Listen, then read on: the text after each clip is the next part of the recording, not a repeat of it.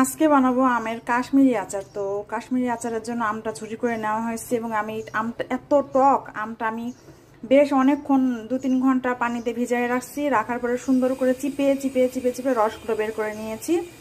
আর এখানে কড়াই দিয়েছি চিনি, আদা কুচি আর শুকনা মরিচ। আপনার মনে করেন ভাজা শুকনা মরিচ না, লাল শুকনা মরিচ মনে করেন, এটা বিচিটা ফেলাই দিয়ে সুন্দর করে গোল গোল করে কেটে নেওয়া।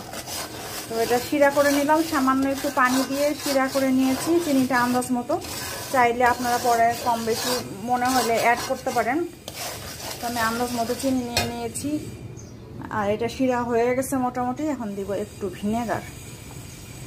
তো এই ভিনেগার দিয়ে সঙ্গে সঙ্গে দিয়ে দিব আমটা দিয়ে দিয়েছি। আর এখন এটা নাড়তে থাকবো। আমটা ট্রান্সপারেন্ট হয়ে যাবে যখন, তখন আমার আচারটা রেডি হয়ে যাবে। ফাইনাল লুক দেখেন। এটার মধ্যে কিন্তু কোনো কিছুই আর অ্যাড করে নাই, শুধু চিনি দিয়েছি আমি আর একটু, কারণ আমার আমটা অনেক টক। তো এই আমটা সাধারণত ফজলি আম দিয়ে করা হয় যাতে টক বেশি না হয়।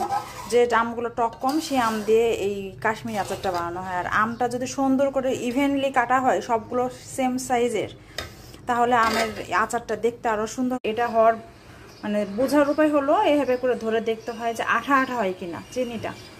তো এটা আচারটা আঠা আঠা হইলে এটা নামা ফেলতে হয়।